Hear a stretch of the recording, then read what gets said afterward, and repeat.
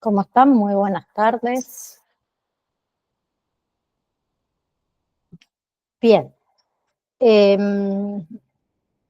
clase pasada habíamos comenzado con familia, cultura y diversidad. Habíamos comenzado a hablar de lo que era eh, la cultura, ¿sí? Hoy vamos a hablar de los diferentes tipos de cultura, porque la cultura se puede clasificar de acuerdo a distintos criterios. Alguno de esos criterios es según el aspecto socioeconómico.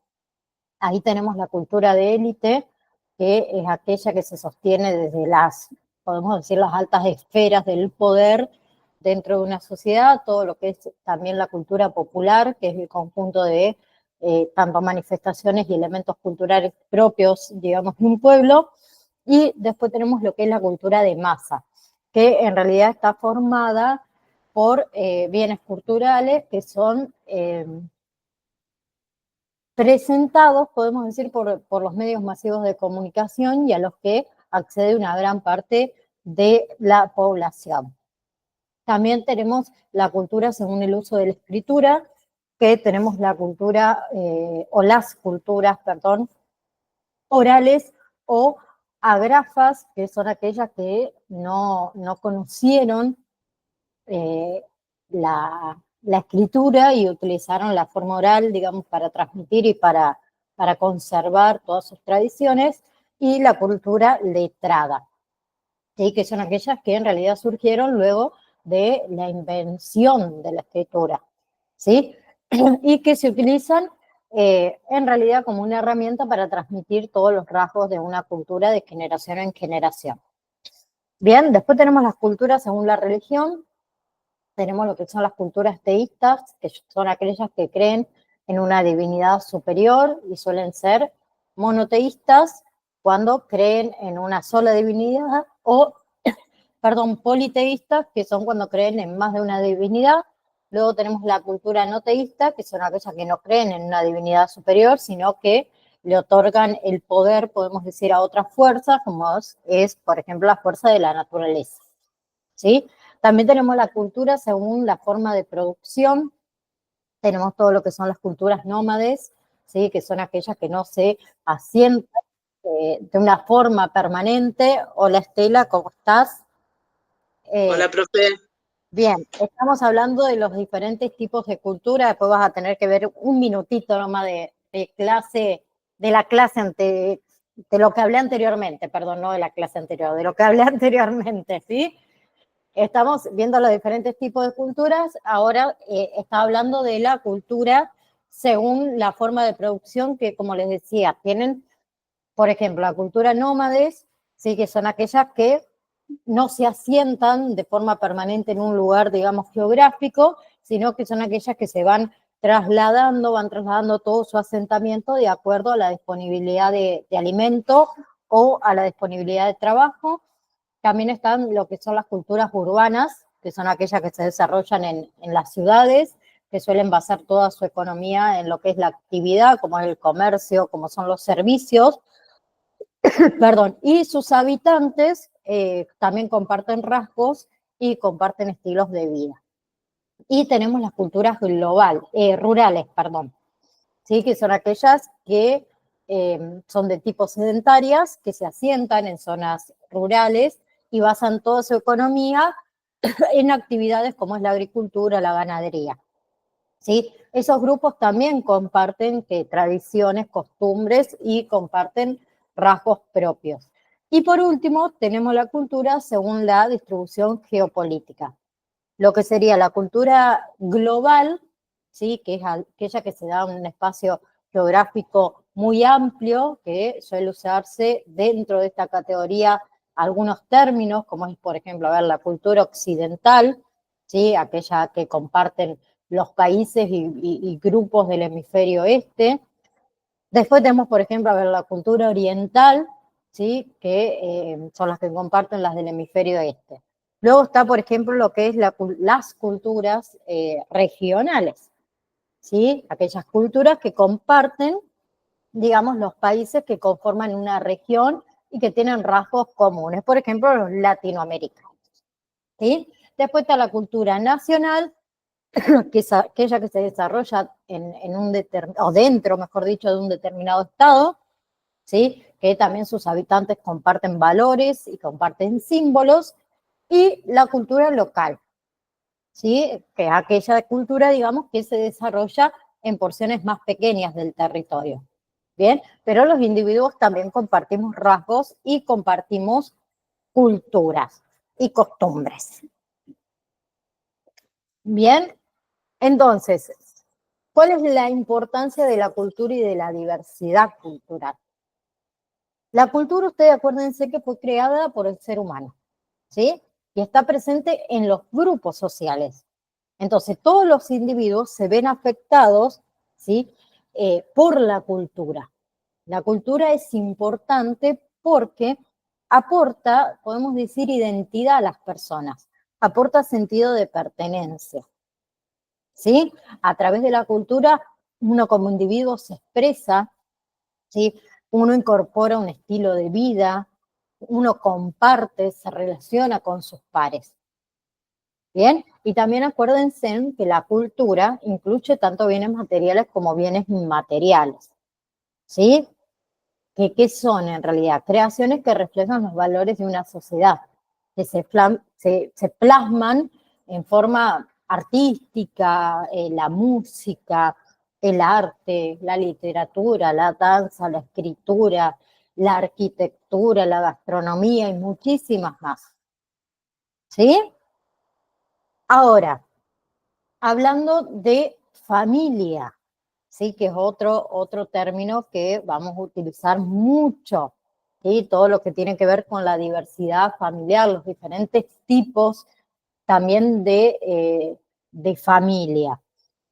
A ver, según la Organización Mundial de la Salud, se puede definir a la familia en realidad como el conjunto de personas que conviven bajo el mismo techo, que están organizadas en roles fijos, madre, padre, hermanos, etcétera, con vínculos consanguíneos o no, ¿sí? Con un modo de existencia económico y social comunes, y también con sentimientos afectivos que los une y los aglutinan, ¿sí? Hoy en día, muy bien lo sabemos, que los diferentes tipos de familias actuales son muy, muy diferentes a las familias de hace por lo menos 50 años atrás, ¿sí? Y así también eran esas familias de hace 50 años atrás muy diferentes a las de hace más de 50 años atrás. La evolución, por eso del concepto y los tipos de familia, varió progresivamente, ¿sí? Al igual que lo hizo la sociedad, al igual que lo hizo la cultura. Y eso dio lugar a que a una diversidad, ¿sí? De familias. ¿Bien? Bien. Antes, por ejemplo, solo se podía hablar de la familia nuclear. La familia nuclear era aquella que está compuesta por mamá, por papá y sus hijos, ¿sí? Actualmente tenemos otros tipos de familia. Por ejemplo, las familias biparentales sin hijos, las familias biparentales con hijos, familias monoparentales, familias reconstituidas, familias homoparentales, familias de acogida, familias adoptivas, familias extensas, etcétera, etcétera, que ya vamos a ir describiendo también cada uno de los diferentes tipos de familia, ¿sí? Pero, ¿cuál es la función de la familia?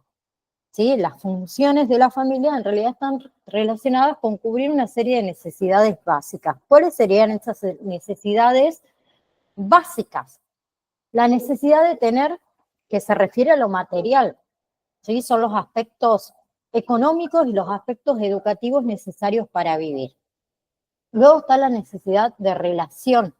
La familia enseña a socializarse, enseña a comunicarse con los demás, enseña a querer, a sentirse querido, ¿sí? Y la necesidad de ser. A ver, la familia debe proporcionar al individuo un sentido de identidad y de autonomía en uno mismo, ¿sí? Una de las funciones que más peso tiene, de acuerdo a la literatura, ¿sí? Es la de socializadora, que la familia es que proporciona la socialización, ¿sí? Gracias a este proceso de socialización, las personas adquirimos valores, las personas adquirimos las conductas o las normas también, que son más aceptables en la sociedad en la que vivimos, ¿sí? Entonces, en definitiva, podemos decir, a ver, que la familia nos prepara para vivir en sociedad, ¿sí? Desde un ambiente de seguridad que nos va a proporcionar. La familia es el primer entorno al que los niños acceden para relacionarse y para aprender, ¿sí? Es un motivo por el cual es fundamental que las familias puedan cubrir esas necesidades básicas para que uno tenga un buen ajuste psicosocial en la adultez. ¿Bien? Entonces, existen, como les dije anteriormente, diferentes tipos de familia, ¿sí? Actualmente, ¿sí? Existe esta gran diversidad de familias, ¿sí? Todos los tipos de familias actuales existen, en igual capacidad en lo que se refiere a cubrir las necesidades básicas que les competen, ¿sí? Por eso vamos a hablar de los diferentes tipos de familias que existen en la actualidad. Por ejemplo, tenemos las familias sin hijos, ¿sí? Que está formada por una pareja sin descendientes. Y cada vez son más las parejas que deciden, ¿sí? Deciden conscientemente no tener hijos, ¿sí? Y esta decisión puede ser por múltiples razones. Razones personales, por ejemplo, ¿sí? En otros casos puede ser por razones de infertilidad de uno, de ambos miembros, ¿sí? Que no se puede solucionar médicamente, ¿sí? Por eso muchas familias también por ahí no deciden o no pueden tener hijos, ¿sí? Antes se creía también mucho que el hecho de no tener hijos era sinónimo de no ser familia.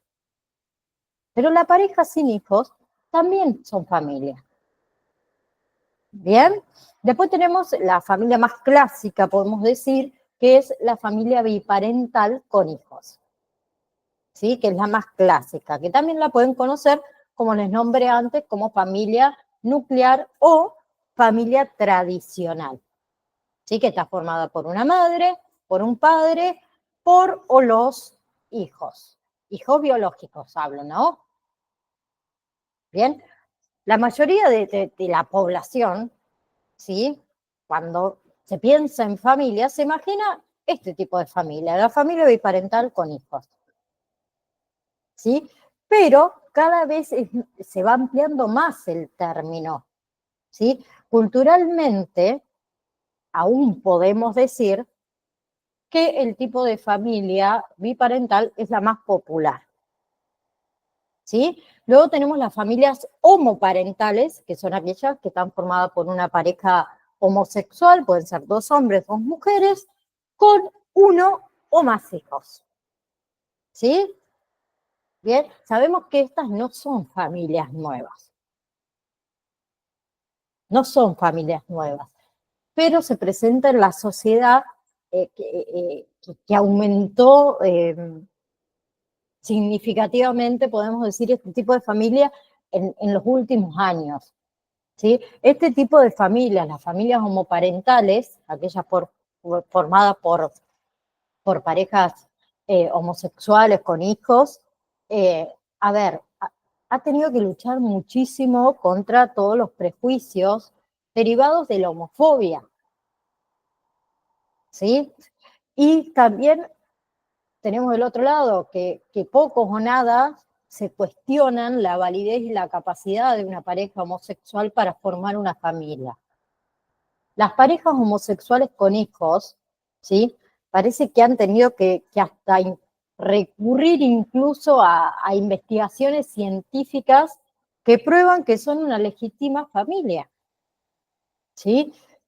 Afortunadamente, a ver, conforme la sociedad avanza, también podemos decir que lo hace la aceptación de este tipo de familias, ¿sí? Después está, por ejemplo, las familias reconstruidas o las familias compuestas, ¿sí? Que es esta clase de familia, probablemente también muy frecuente en la actualidad, debido a esta creciente tendencia por ahí de separaciones, de divorcios. Las familias reconstruidas o las familias compuestas están formadas por esa fusión de varias familias biparentales. ¿Sí? Como le dije antes, por ejemplo, tras un divorcio, una separación, ¿sí? Los hijos viven con su madre o su padre, ¿sí? Y con sus respectivas nuevas parejas. Esa nueva pareja puede tener también sus propios hijos a cargo, ¿sí? Además, a ver, el otro progenitor puede tener también otra pareja con hijos, ¿sí? O sin hijos. Por lo que esos hijos, ¿qué van a hacer? Van a formar parte de esta gran familia compuesta, ¿sí? Luego tenemos, por ejemplo, lo que son las familias monoparental, ¿sí? Que al igual que ocurre con las familias homoparentales, no está exenta de críticas, no está exenta de prejuicios, tanto en el caso de mujeres como en el caso de hombres, aunque en los últimos años sea una pequeña minoría, están formadas por un adulto, ¿sí? Un único adulto con hijos, ¿sí? Generalmente son más frecuentes estas llamadas familias monoparentales, en las que un adulto, o el adulto presente, mejor dicho, es la mamá, ¿sí? A pesar de que, digamos, existe mucha gente que cree que las familias monoparentales están incompletas, ¿sí? Y eso no es cierto. Bien, no es cierto que ese progenitor único necesite forzosamente la ayuda de otro adulto para, como decimos nosotros, tirar para adelante, ¿sí? Y cada vez son más las familias monoparentales que están surgiendo, ¿sí? Bien. Luego tenemos, por ejemplo, lo que son las familias de acogida, ¿sí? Que consta de una pareja o también de un único adulto que acoge a un niño o a más de un niño de una manera, digamos, temporal, mientras que ese niño no pueda vivir con su familia de origen o mientras no encuentre un hogar permanente. ¿Sí? Están las familias temporales, ¿sí? Que son, para no decir iguales que las familias de acogida, que se encargan de ofrecer a menores en situación de necesidad el mejor entorno posible hasta que sean adoptados definitivamente o hasta que su familia biológica se pueda ocupar de ellos. Ese acogimiento, ¿sí? Puede ser de urgencia, ¿sí? También puede ser ¿cómo es? De corta duración, ¿sí? Unos 2 años, o también puede ser de larga duración, más de 2 años, ¿sí? También puede ser de fin de semana, de vacaciones escolares, ¿bien? Y luego tenemos lo que son las familias adoptivas, ¿sí? Las familias adoptivas constan de una pareja o un adulto en solitario, con uno o más hijos adoptados, ¿sí? Y pese a no tener vínculo sanguíneo, vínculo de sangre, son igualmente familia, ¿sí? Que pueden desempeñar un rol parental igual de válido que las familias biológicas, ¿sí? Como dije antes, muchas familias, por problemas, por ejemplo, de fertilidad, optan, mejor dicho, por adoptar, ¿sí? Como forma de acceder a la parentalidad, ¿sí? Otras familias, por convicción personal, prefieren adoptar que concebir, ¿sí? Pero sin embargo, a ver, es frecuente que las familias adoptivas se concentren más en los países desarrollados, dado que sus ciudadanos tienen más recursos económicos para poder adoptar. Y acá en Argentina, lamentablemente, el tema de la adopción es muy largo y muchas familias desisten, ¿sí? Luego tenemos, por ejemplo, Las familias extensas también están formadas por varios miembros, digamos, de la misma familia que conviven bajo el mismo techo, ¿sí? Pueden vivir, por ejemplo, a ver, los padres, los hijos y los abuelos, por ejemplo, o los padres, los hijos y los tíos, ¿sí?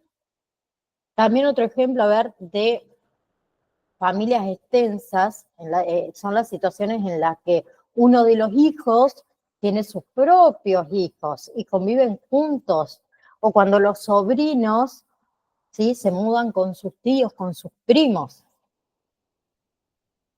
Bien, este tipo de familia, las familias extensas, es tradicionalmente más extendido, podemos decir, en países con menos recursos económicos. Acá en Argentina sucede mucho, ¿sí? También es frecuente en países donde culturalmente se valora la unidad del grupo familiar, como pasa, por ejemplo, en Japón, ¿sí? Donde es frecuente que ver a los padres del padre de familia convivir bajo el mismo techo de la familia nuclear de sus hijos.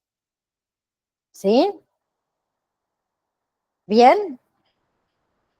A ver, todas las familias son diferentes, ¿sí? Pero todas son familias. ¿Ok? Es evidente ver que las familias han cambiado, ¿sí? Aunque quizás la aceptación social no las ha acompañado al mismo ritmo, ¿sí? Son muchos los estudios que ponen de relieve que estas familias se encuentran con el rechazo de la sociedad en la que viven, ¿sí? Dado que la población tiende a quedarse estancada en sus valores y en sus creencias, ¿sí? Entonces, cuando se produce un cambio social, el desconocimiento general de la población tiene la característica de vaticinar unas consecuencias terribles a la novedad. A ver, ¿quién no ha escuchado o quizás ha dicho o le han dicho, tú no puedes ser madre soltera, no vas a poder? ¿Sí? Otra, los hijos de parejas gay seguro que van a ser gays. ¿Sí? Otra que también se ha escuchado mucho, el novio, por ejemplo, de tu ex manipula a tu hijo. ¿Sí? O después esta que también es típica, pero si no tenés hijos, ¿cómo vas a formar una familia? ¿Sí? Todos los prejuicios, todos los estereotipos generan malestar, ¿sí? Pero no solamente en quien lo recibe, sino en quien lo da también. Entonces, normalizar las nuevas formas de ser familia es fundamental, no solo para los adultos, para los niños, estas generaciones que también estamos formando. ¿Sí? Bien, un clima de hostilidad puede llegar a ocasionar problemas psicológicos en los miembros de las familias no tradicionales. Bien. Y por otro lado tenemos lo que es la diversidad. La diversidad, ¿a qué se refiere? A la variedad, a la diferencia en elementos, personas, en características dentro de un sistema. ¿Sí? La diversidad es una condición, podemos decir, inherente a la vida, ¿sí? Que se manifiesta en aspectos naturales y en aspectos sociales. Bien, abarca una amplia gama de atributos, pero alguna de las características, perdón, de la diversidad es la variedad, ¿sí? Como le dije antes, incluye una gama amplia de diferencias culturales, étnicas, lingüísticas, religiosas, ¿sí?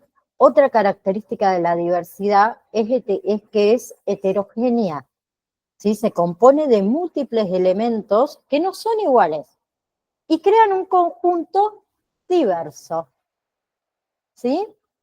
también es multidimensional, abarca diferentes aspectos de la vida, ¿sí? Desde la biología, la parte social, la parte cultural, ¿sí? La diversidad también es complementaria, y todos los diferentes elementos se enriquecen mutuamente, ¿sí? Fomentando lo que es la innovación, lo que es la creatividad, ¿sí? Y la diversidad, también para no olvidar, es inclusiva y respetuosa. ¿Esto qué significa? Que implica valores, ¿sí? Implica valorar, implica respetar todas las diferencias, reconociendo la igualdad de derechos de todas las personas, por todos los seres humanos, ¿sí? Somos fuentes de derecho. Todos tenemos derecho, ¿sí? Entonces, la diversidad, ¿qué fortalece? ¿Por qué es tan importante el tema de la diversidad? Fortalece sistemas, fortalece grupos al ofrecer distintas perspectivas, distintas habilidades, distintos conocimientos, ¿sí? Muchas veces también puede generar tensiones debido a la diferencia en valores, en intereses, ¿sí? Pero también proporciona ¿qué? Oportunidades para el aprendizaje. Proporciona esto de un crecimiento mutuo, ¿sí? Promueve sociedades más inclusivas, más justas. ¿Bien? Y se exploran diferentes categorías de diversidad. Una que ya la estuvimos hablando, que es el tema de la diversidad cultural, ¿sí? Refleja esta coexistencia de múltiples culturas en un mismo entorno, ¿sí? Incluye aspectos como era el lenguaje, el arte, las tradiciones, la religión, ¿sí?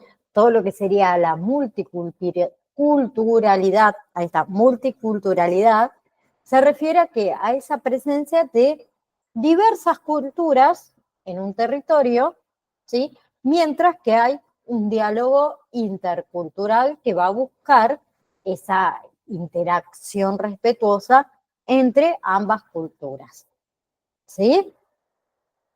Bien, a ver, la globalización, ¿sí? Puede amenazar la diversidad cultural al imponer estas características por ahí universales, estas características homogéneas, ¿sí? Pero ¿por qué es tan importante la diversidad cultural? Fomenta la paz, fomenta la reducción de la pobreza, la cohesión social, ¿sí? También está, por ejemplo, lo que es la diversidad funcional, ¿bien? Que es un enfoque inclusivo que resalta las diferentes habilidades y las diferentes capacidades de las personas, ¿sí? Y se reemplaza el término como discapacidad, ¿sí? Bien, en realidad la diversidad funcional que aboga por una sociedad adaptada para incluir a todos, ¿sí? Eliminando todas esas barreras, no solamente sociales, sino también físicas, que limitan la participación de personas con diversas capacidades.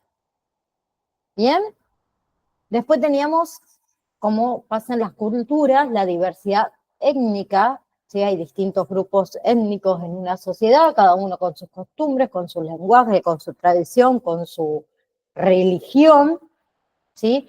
Y ¿qué promueve la diversidad étnica?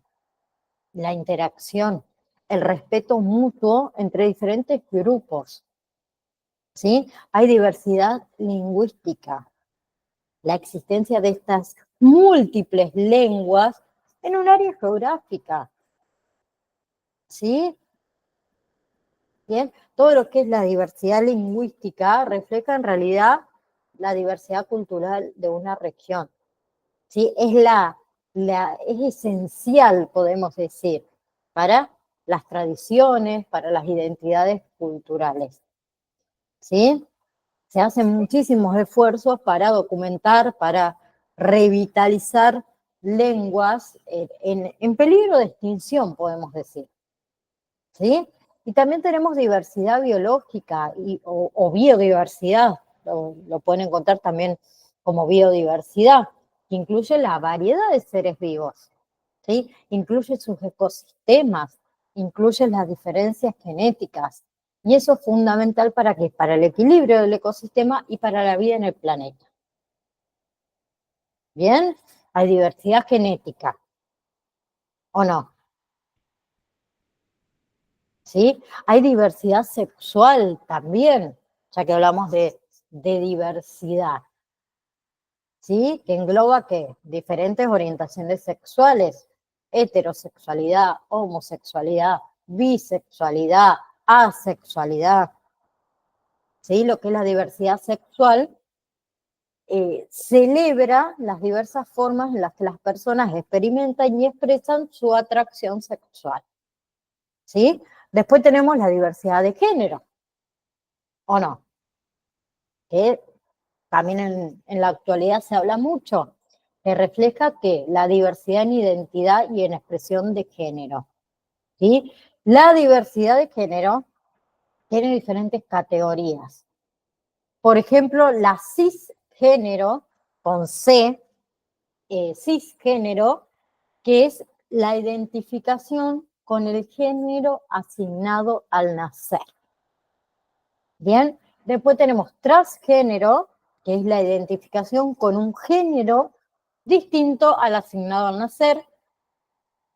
Transexual, que son las personas que realizan esta transición médica para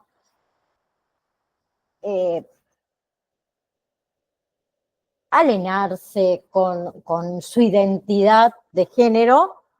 Y después tenemos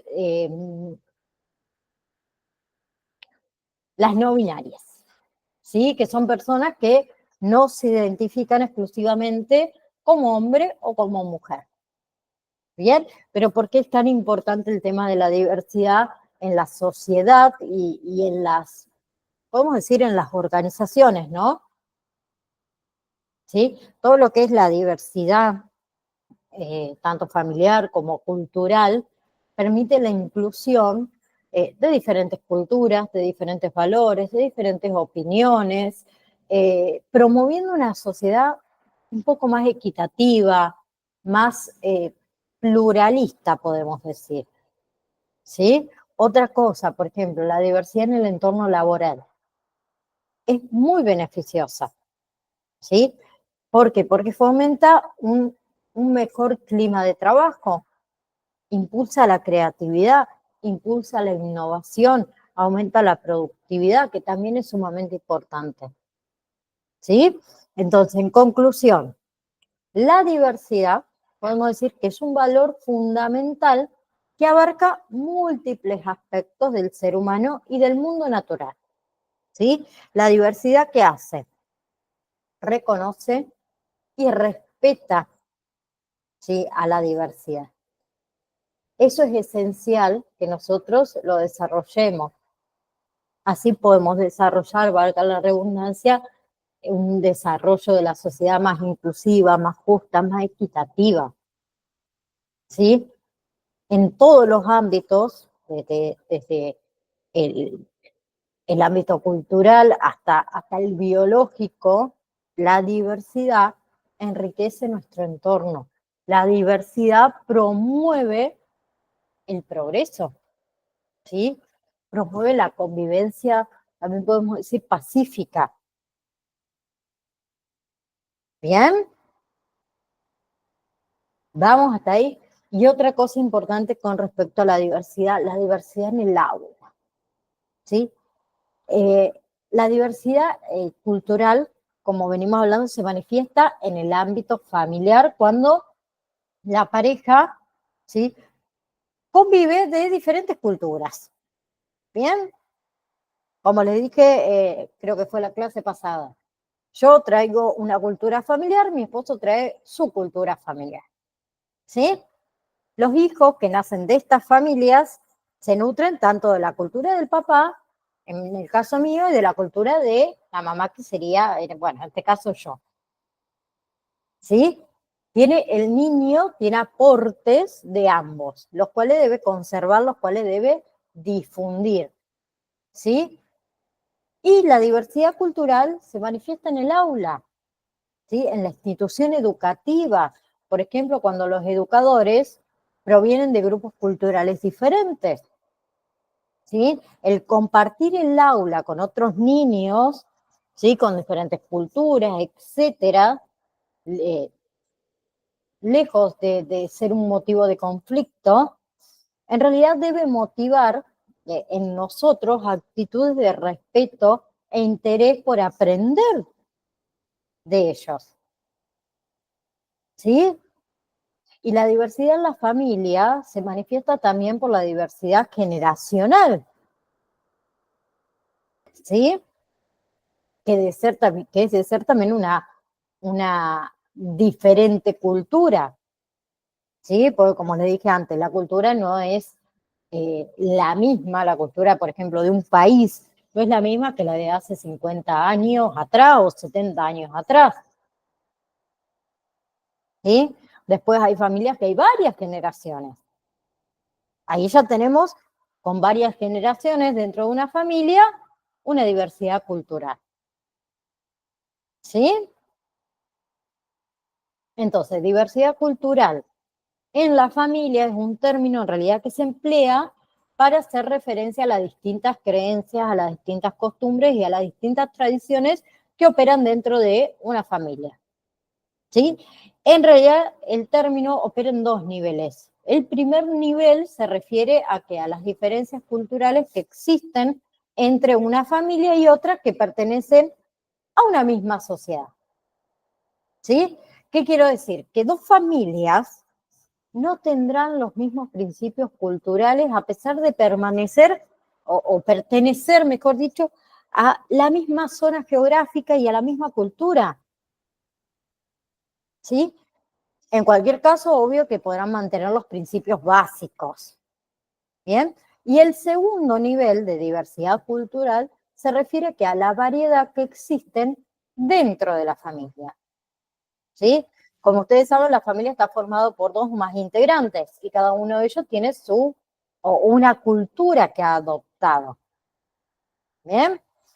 Esa cultura que adoptó puede ser pasivamente cuando es impuesta por los padres o por el entorno, o una cultura activamente, que es cuando, digamos, el individuo decide qué elementos decide incluir en su cultura. ¿Sí? Entonces, cada individuo de la familia aporta elementos culturales diversos que le han sido heredados y que han adquirido a lo largo de los años. ¿Sí? ¿Eso qué hace? Contribuye, ahí está. Se me había ido la palabra, decía contribuye, no. Contribuye a lo que sería la diversidad en lo que es el núcleo familiar.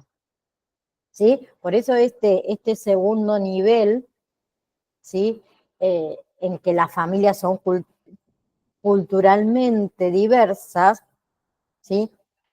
Incluso si esas familias pertenecen a la misma comunidad, porque cada uno, como les dije antes, trae su propia cultura. ¿Sí? Y existen diversos modos, ¿sí? A través de los cuales el ser humano puede adquirir estos elementos culturales. ¿Sí? El primero es la herencia de los padres, ¿sí? El aprendizaje, la religión, la migración, la diferencia generacional, ¿sí? El imperialismo cultural. ¿Bien? Recuerden que la familia es el primer entorno en el que el individuo se desenvuelve y interactúa con otras personas. Entonces, los padres son los primeros en transmitir elementos culturales a un niño. ¿Sí? En el caso de que el niño se desenvuelva en una familia con dos padres, tendrá influencias culturales de dos individuos diversos. A medida que ese niño crece, esas dos influencias se van a fusionar en una sola. ¿Sí? Y de ese modo, ¿qué surge? Una nueva cultura en la familia, una nueva cultura que es la del niño, que no es idéntica a ninguno de los progenitores, a ninguno de los padres, pero que sí incluye elementos de ellos. ¿Sí? Después yo le nombré la migración. La migración también es otro de los elementos que contribuye con la creación de la diversidad cultural en la familia. ¿Sí? Cuando uno o ambos progenitores migran a otro país o han migrado a otros países, traen consigo elementos propios de la cultura de origen. ¿Sí? En la mayoría de los casos, todos estos elementos culturales, digamos, de origen, no se mantienen intactos, ¿sí? Sino que se van a amalgamar con aspectos culturales del país que ha migrado. A mí me sucedió, nosotros en realidad somos de Santa Fe, santafesinos, y cuando mi hija tenía aproximadamente 2 años, nos mudamos a Santiago del Estero. Y no sé si han escuchado alguna vez hablar a algún santiagueño. Sí, hablan medio cruzado, diría uno. Y mi hija, cuando ella cumplió 4 años, nos volvimos a mudar a una ciudad de Córdoba, y cuando empezó el jardín, ¿sí? Ella tenía ese acento santiagueño. Se ríe, por está acá y se ríe. Pero tenía ese acento santiagueño y esas palabras típicas de allá.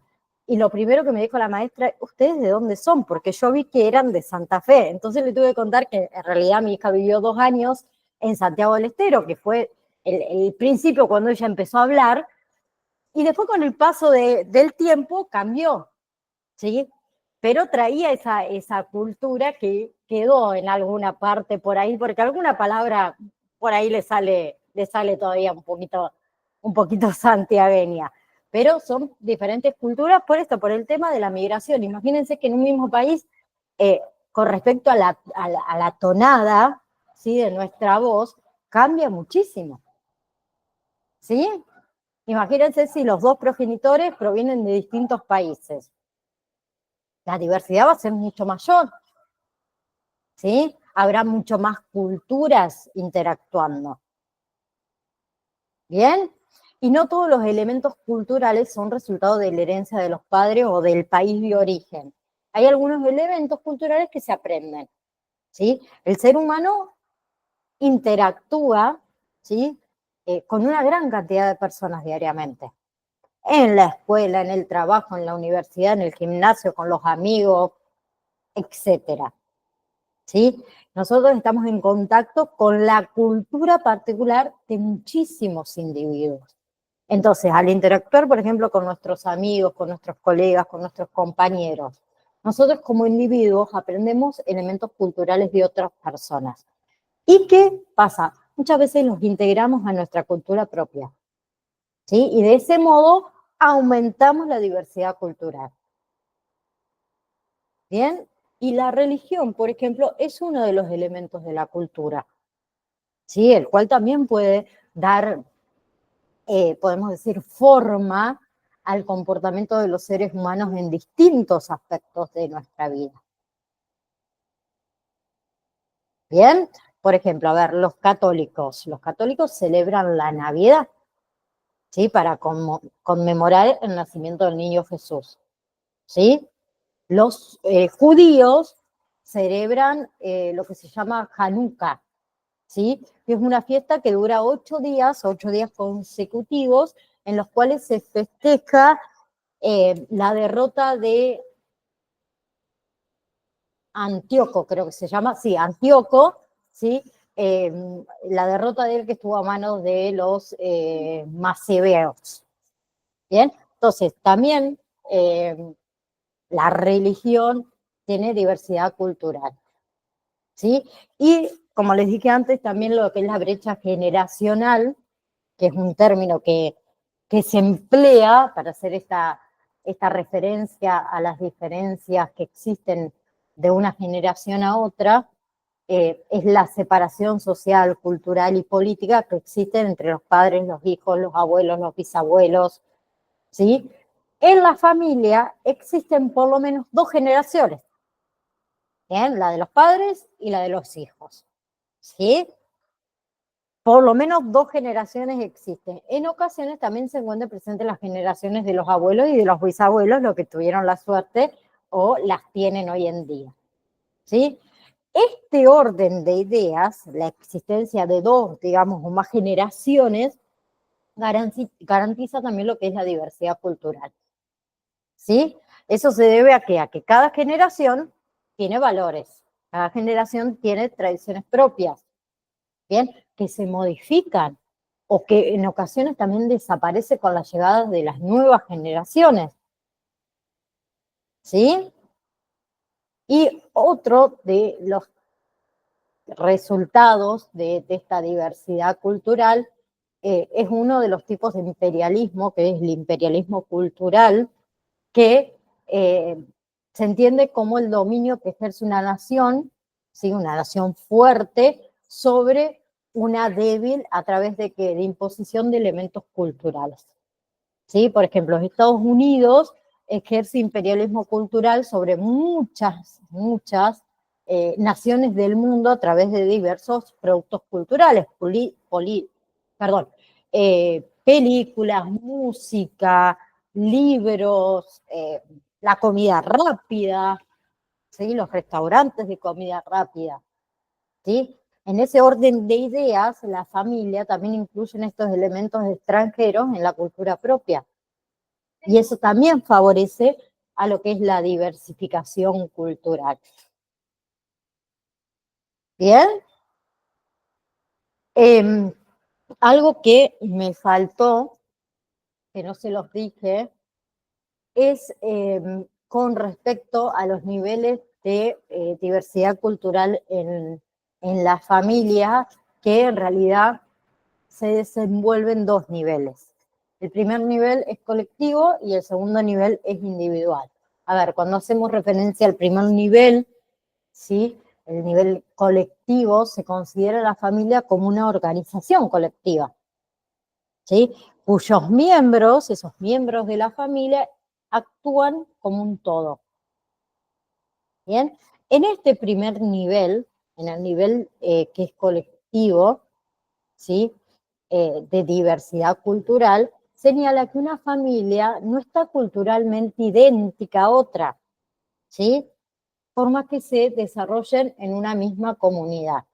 Eso se debe a que cada familia adopta las creencias que considere pertinente para su buen desarrollo, ¿sí?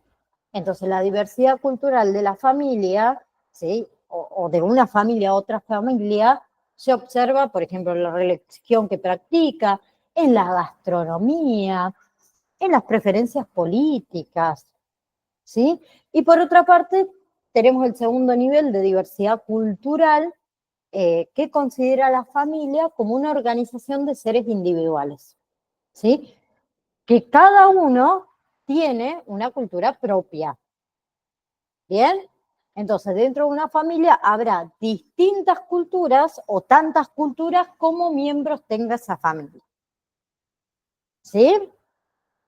En cierto punto, este segundo nivel de diversidad cultural se relaciona con la brecha generacional, ¿sí? Puesto que la cultura de un individuo se vería en relación con la generación a la que pertenece, ¿sí? Bien. Ay, hablé mucho. Estela, ¿alguna pregunta hasta el momento? No, profe. ¿Estamos bien? Seguro, ¿no? Sí. Bueno, no, estoy abriendo el campus virtual. ¿A dónde estoy? Un segundito, ya seguimos. Se me perdió el curso a ustedes. Septiembre, noviembre, acá está. No lo encontraba. Dios, se me fue. me lo sacaron, me echaron. Ahí vamos.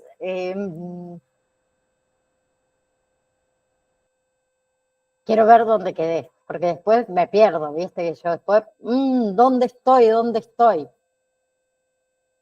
Bien. Y hasta ahora sí estaba bien. Bien. Vamos aquí entonces. Ahí llegó. Ahí llegó. Bien. Para ampliar el tema de la diversidad en la escuela y la diversidad en el aula también, podemos decirlo así. Acuérdense que cuando nosotros hablamos de diversidad nos referimos a la aceptación y al reconocimiento de las diferencias entre individuos y entre grupos. ¿Sí? Pero, sin embargo, ese reconocimiento suele estar condicionado por nuestro propio lenguaje, por nuestros propios conocimientos y nuestro control. ¿Sí? Históricamente, las culturas han tendido, podemos decir, a rechazar y a marginar aquellas formas culturales, morales, religiosas, estéticas, que se alejan de las propias. ¿Sí? Por ejemplo, en la antigüedad, todos los que no pertenecían a la cultura griega se consideraban bárbaros. ¿Sí? Y la civilización occidental etiquetaba, por ejemplo, como salvajes a todos los que no se ajustaban a sus normas.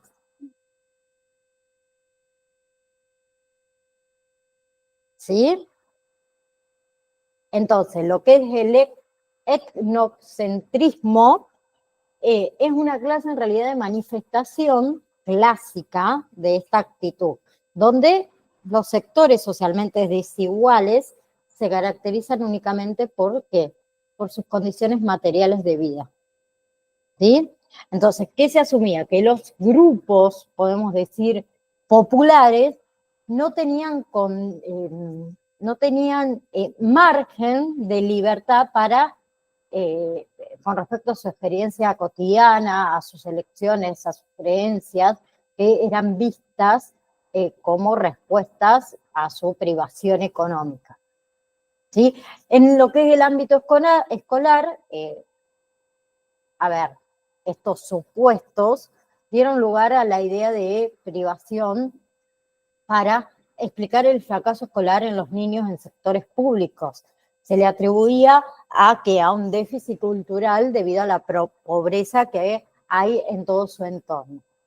¿Sí? Entonces, esa teoría del déficit sugiere que esos niños carecen de habilidades verbales y cognitivas.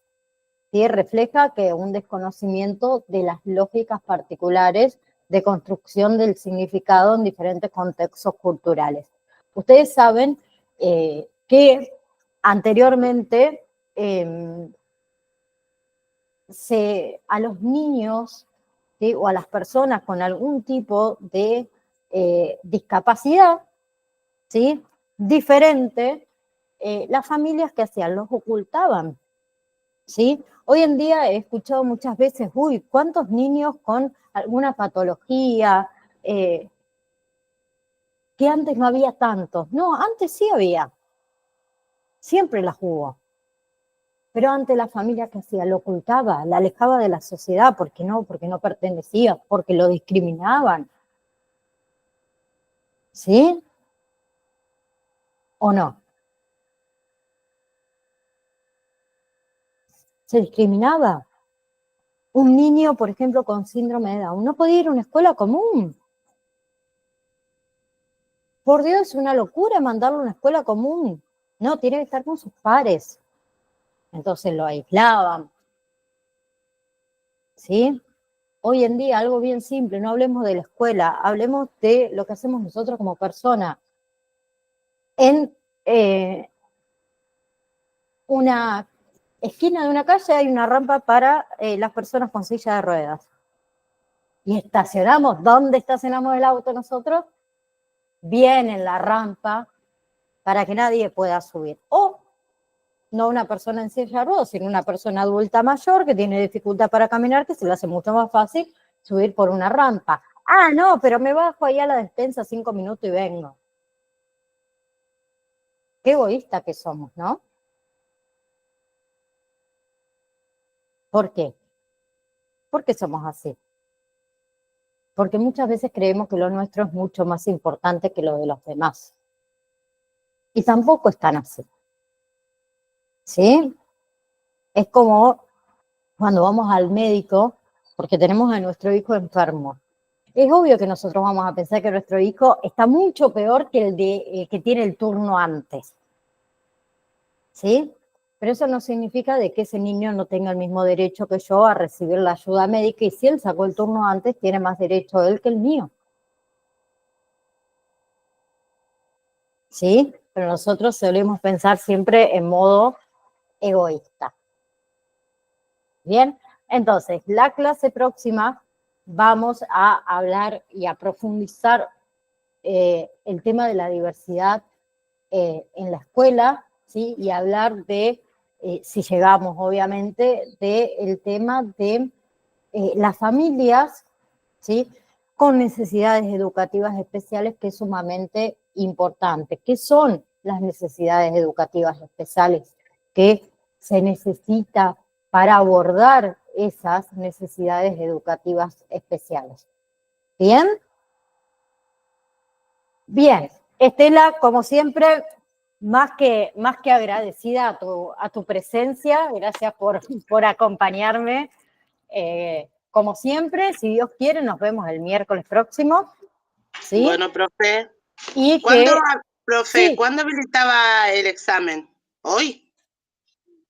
26, sí, hoy, 26, 27 y 28 de febrero. ¿Ya está habilitado o no? Bueno, profe.